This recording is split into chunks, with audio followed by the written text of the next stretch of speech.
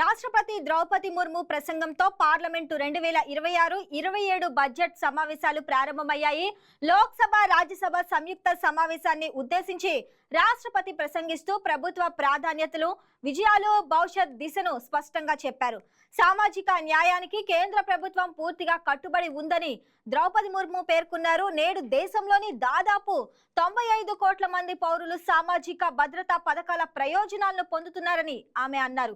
గత 10 ఏళ్లలో దాదాపు 25 కోట్ల మంది పేదరికం నుంచి బయటపడ్డారని ఆమె తెలిపారు.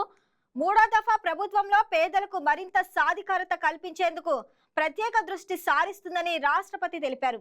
దీనితో పాటు అవినీతి, కుంభకోణాలను అరికట్టడం ద్వారా ప్రభుత్వ నిధులను సక్రమంగా వినియోగించడం జరుగుతుందన్నారు. देशवासियों ने श्री गुरु तेग बहादुर जी का 350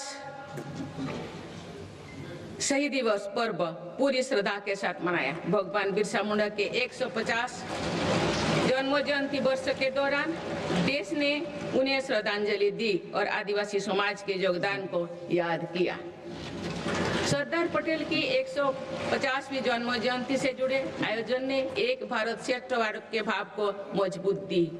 सभी देशवासी इस बात के भी साक्षी बने कि कैसे भारत रत्न भूपेन हजारिका की जन्म शताब्दी के समारोह सूर और देश का एकता के भाव से भर दिया गया है।